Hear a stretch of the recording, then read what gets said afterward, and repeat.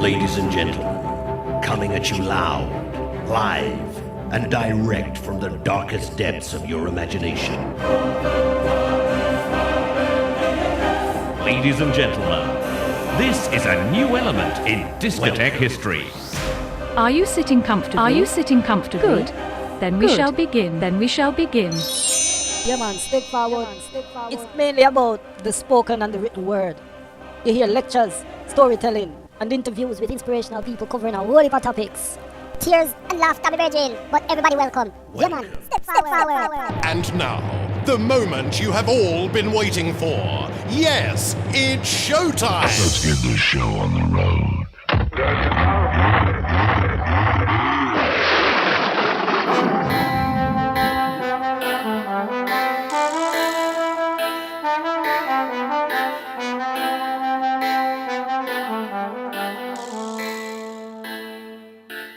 Right, so it's my great honor and privilege to introduce a poet, performer and theatre director and teacher and a great inspiration in Chapeltown for the work that she does around literature and getting young people involved in literature. Khadijah Ibrahiim started Leeds Young Authors 12 years ago, but Leeds Young Authors has gone on to great things, traveling to America, and models of Leeds Young Authors have been taken by other cities in Britain and also other cities around the world. They've used that model of engaging young people with words and literature. And Khadijah, hope you don't mind me saying, just never stops and does so much good and just gives everybody a general sense of enthusiasm. Love you to the bone. Ladies and gentlemen, Khadijah Ibrahiim. Thank you, Joseph. I think we need to give Joe another round of applause, don't you? Yeah. Because you see what he's doing, he's feeding us knowledge, you know, and knowledge is empowering to us. And I find that we as a black people, especially those who are of African Caribbean descent, our speciality is around orality, you know, the spoken word. And I know when I was growing up, I was encouraged to read. And I'm sure all of us were encouraged to read. Some ran away from reading and some embraced it. And so you have that mixture of knowing your history and not really knowing your history. So it's important that we have people like Joe Williams that does that reading for us to spark our memory to say, oh my God, I didn't know that. Let me now do some further reading. So his work is amazing and it's really an honor to work with him, because I work with him quite a lot, but it's more of an honor to say that I have known him all my life. We grew up in the same area, so yeah, just kind of look out for the work that he's doing, because it's very empowering in terms of our history. Thank you. Thank you, Michael, for inviting me here. It's a busy time. It's always a busy time, and it's hard for me sometimes to say no. Sometimes I'm putting my feet down and saying, no, I can't do this. But I love sharing words. I love writing poetry. And the young lady that came up, Shamali? Yeah, you know, at such a young age, you have made such a great achievement in having your work published. So, you know, well done. And this is the kind of thing that we need to nurture and encourage in our community. Because if we're not writing our own history, somebody's going to write it for you. And often what happens when you give the task to somebody else or they take up the task, it's never the right history, is it? It's a bit like Chinese whispers, isn't it? You say something and then the next minute it comes around, it's like, no, that's not what I said. So it's important to write, but it's more important to read so you can continue to write our history. Okay, I am going to read from my collection, Another Crossing, that was published in 2014, People Tree Press. They are a Leeds-based publishing house, and they've been around for 28, 29 years, probably even longer, publishing mainly Caribbean literature. They are the biggest publishers of Caribbean literature in the world, and they're based in Leeds. And it's an amazing thing that, you know, we have them here in Yorkshire publishing work coming from Trinidad, Jamaica, all around the Caribbean, but also publishing Black British writers. So I'm very proud that they selected me to be one of the people that they wanted to publish. I'm also their first Leeds-born published writer, considering they're a Leeds-based publishing house. And I'm also their first in terms of selling the most books on launch night. You know, over 300 books on my launch night, so I was really proud of that. So I'm going to read from that, but before reading from Another Crossing, I love to pay homage to those who laid the path before I came, my ancestors and so on and so forth. So I've always been inspired by poetry and oral history, storytelling. I grew up in a household where stories were told, and my grandparents and my parents, if you was going to get in trouble for something, you first had to listen to a story of why you was in trouble, yeah? And then after that, you might get a beating, yeah? Okay. My mum's expression was, I warn you. I warn you again, and the next thing, Jarkanagan, right? So, but the warning came with a story. So I think that's why I love to tell stories. I think it's important that whenever we do anything, we give thanks and praise to the Almighty. And I like to open with thanking the Almighty for giving me breath each day to breathe and to raise my children, to share my stories with them and the stories of their grandparents and their great-grandparents. And whenever we pay homage, we say Ashe. Do we know this word, Ashe? Yeah, it means be and it will be. And so whenever we think of somebody, we can always say Ashe. Yeah. I also I grew up in the sound system movement, and I'm very inspired by what that meant, especially for me in the kind of late 70s, the 80s. Not so much the late 70s, because I wasn't allowed to go out. I was too young, you know. But my mum used to keep blues, Shabim in the cellar. So there was always sound system music playing in the house. So I grew around that culture. And when I was allowed to go out, I picked up some of the words when I was younger. And the man them used to toss. And there was all these, bar forward, you know, there's them. So I want I know you've been sitting here listening to people, but I want some interaction from you. So when I say Ashe, you say Ashe. Say Ashe. Ashe. Say Ashe. When I say bar forward, you say Awi bar forward. Bar forward. Bar forward. Say Ashe. Say Ashe.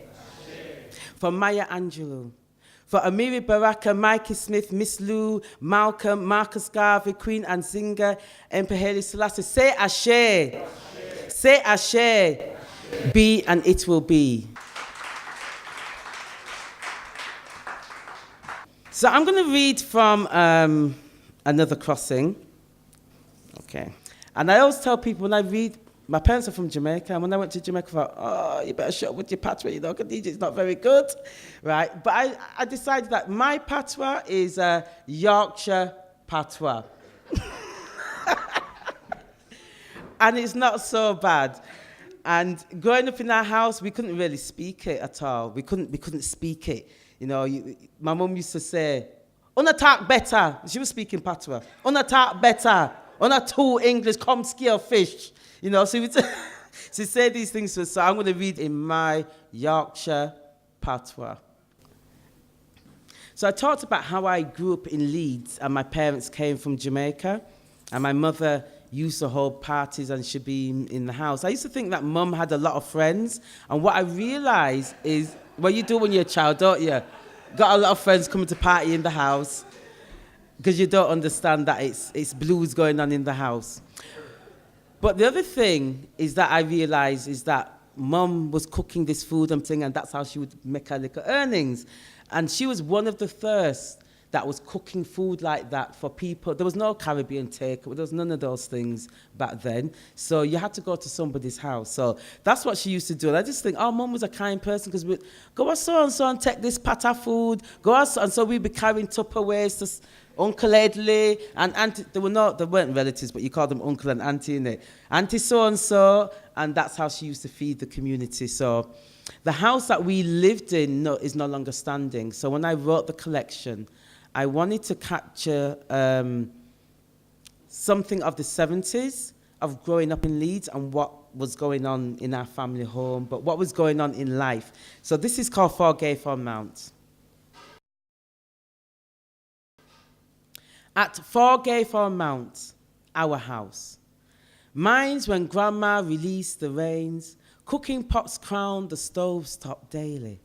Smells of Mum peeling back skin from onions, grating fresh ginger, mixing spices to season up meat. Life moved with a looser reggae beat. It was 5 a wee giggling pitney who loved for ramp and play. Andrew, Leroy, Angela, me, and later born Damien. We never knew when time came for settle down like a pot of kidney beans in weight of bay leaf thyme and coconut cream. Mum always said, "Huna fear va hang panel and who can here must feel." You remember that saying? You remember that saying? Why are you so quiet? Oh, sorry. Do you remember that saying? All right. I still use it now. Yeah. And when you use it, do you hear your parents? Do you feel like you've become your parents? Yeah. I feel like that sometimes when I'm telling my kids off. And we did. We used to get licks anyway in our household. We got licks, and I think it straightened us out a lot. Anyway, as often as we could, we'd escape outside cobbled back streets that led down to the beck for games of British Bulldog, hot rice. We'd speed across the beck chased by dogs named Rex and Shep, all to get to Bankside Street, to Juice, Frida and Freddie's house. We kids scraped knees, bled cuts to tears as regular as the news heard over washing lines and garden walls of who was doing what in marital affairs.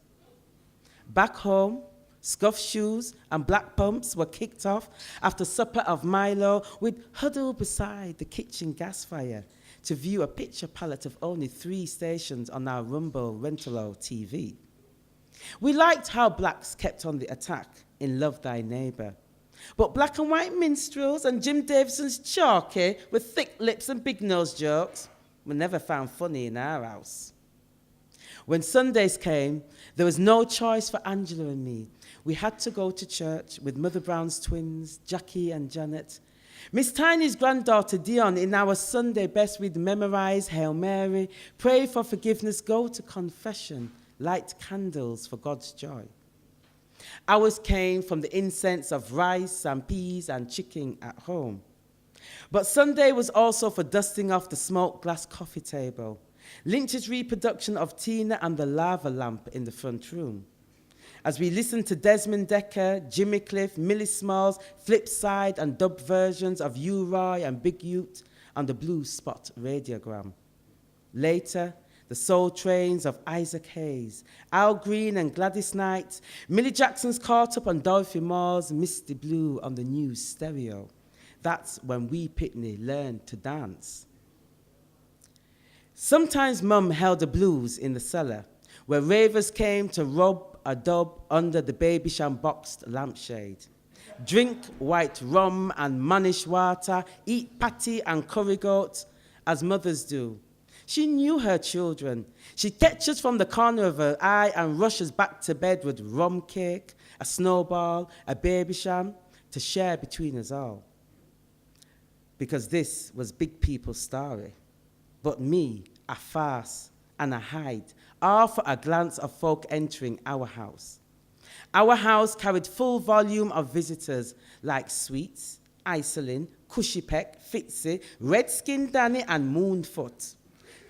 And a reggae band like an album collection stacked and spun at Sir Yankee's record shop. Jimmy Cliff would stay the night, dating my godmother Peggy, and the Simmerons too, singing On the Rock and rooting for a cause. And Mummy cooked for Bunny Whaler at the Electric Press, who later sent me a postcard of Steve Biko and an invite to Jamaica. It was the days of Green Shield stamps and the pop man calling. With crates of dandelion and burdock, cherryade, collect pop bottles and you could make a bob or two. Buy penny and half-penny sweets, blackjacks and bazooka joes, 2 ounces of cups and sherbet lemons, and a My Guy magazine for the real love stories. Pin-ups of David Bowie and Blondie, dreams that stretch the parameters of this house. From William Hills to Din Shop, right down to the Gaiety, old Gayphone bricks now fallen, remain like keloids on our heartstrings to remind us of a generation that built better stories than those houses. Thank you.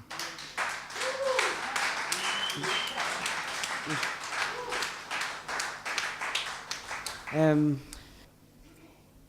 I went to high school, it was just before I went to high school and Roots had come on TV. And what a nightmare, because I ended up in high school, an all-white high school. There was myself and another girl. We were the only blacks in the year. And so it was not a very, very good experience. So this poem is called Roots on TV. Oats porridge, hard-o bread, a sip of herb tea for breakfast. I remember to wipe my mouth at the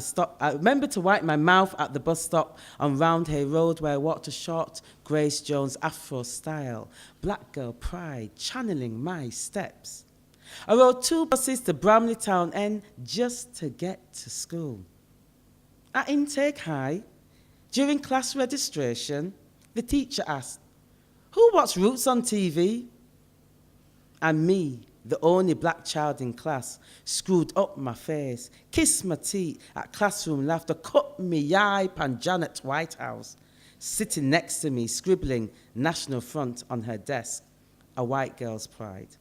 At intake school, not one hard-o bread eating kid in my class, just chips and beans, NF, British movement followers, propelled spits and taunts in Yorkshire slang, slurred words of chocolate drop, Nignog, Sambo, Jungle Bunny, Gollywog, Kunta Kinte, Kizzy, go home.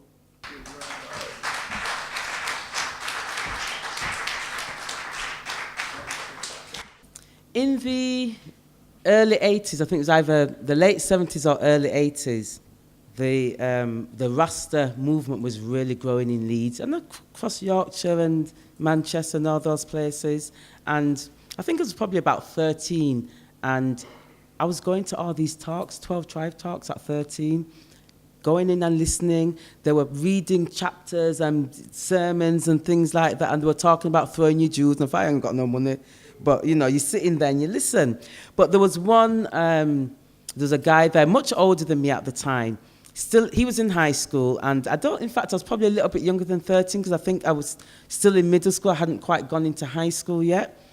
And he was in high school, and there was a situation that got to the newspapers where they didn't allow him to have his dread. He'd locked up. I don't know how some of your parents were. I mean, I wear dread. But I'm telling you, at 13, when I first natty up my hair, Mum said, "Nata tingo so in ya. When we go to work and come home, it better gone." You know, and she was not having it. And I was so surprised she didn't even know that I'd locked up my hair for so long, because I was just like wearing a tam. And it just I wrote this piece because he's called Reuben John Grant. And I wrote this piece for him because in the newspaper it talked about him being excluded from school for his hair. And natty dread protests. His natty dread brought disturbance amongst the teachers. Disgusted talk in the staff room of a youth man, neither turban seeked, Kippax Jew, who wouldn't fit the rules. He'd been looking for a dream beyond the dust and bricks of Leeds, holding a belief in a king, a ever-living God, stepping hardcore on Clark heel shoes, fresh on Rastafari reasoning, reading and hearing a biblical chapter a day, Psalms and Garvey sermons recited at number 72. He versed ideas from reggae and Nyabingi drums, a promise so real you could touch it. His afro natty too tall for the classroom walls, too wide to fit the door frames, excluded to safeguard the school rules, too uniform to bend to his natty roots, songs of redemption. He stood ready and waiting, ready to learn lessons outside the parents called a protest for their children's rights to be educated. In writing the collection, I wanted to also capture my Jamaican roots as well as my African roots. And I enjoyed writing it because what it made me do is ask questions in my family, speak to my family in a different way, speak to my mother in a different way in terms of her stories, speak to my grandparents and their stories. And I'm glad I was able to do that in a way because both my grandparents have passed now. And it took me a while to write the collection because I was writing and putting it down, and actually published another collection before this one came out, a shorter collection. So what it did, it made me really find out about my family tree more. And that got the family talking and then sharing stories. And I think it's important that we're able to know about family, and not just what our parents brought to England, but what their parents did as well. So this is called Roots Running. And Roots Running is the first collection that I published, and this is entitled Roots Running from the first collection. Up there, in a Lawrence Tavern, right up there where the sugar cane grows. Dear, me great-granddaddy's daddy sweat could have watered the soil. Imagine him, steadfast, bent and buckled with a machete, sharp and swift, him cut and release the sugary liquid in the rum we now offer in remembrance of the McLaren name in the family line. But I asked myself, who is McLaren? Could he be the one that did own all these acres long before say we did know, say we they free to drink this rum as sweet as the blood and the sunshine as we pour it to the soil and remember who we dare call on to know say we not stronger than them roots. Up there, right up there in a Lawrence Tavern, amongst the trees and bush where she rests in peace. Great-grandmother Tamar McLaren planted plenty good seeds, planted mango and breadfruit trees, yam and cassava. This ya old-time Jamaican woman chop back and farf chop back and farf chop back and farf tobacco leaf. Pulled on smoke-filled clay pipe, with the lighter ball in her mouth, cooked pot of provision in a the ground. Embroidered traditions of alchemy, grated busy and ginger, add white rum to run out the pain of the bad belly. Brook disease and forever to strengthen these branches, right yes I hear for another crossing 3 generations, kindling life right here in the city of Leeds. Thank you.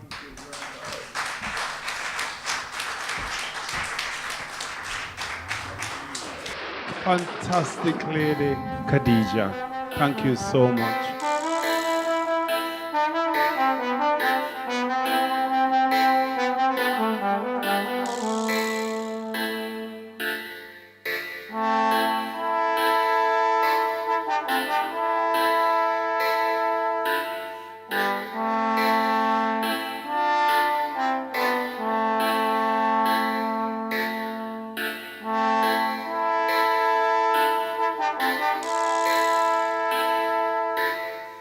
Step forward.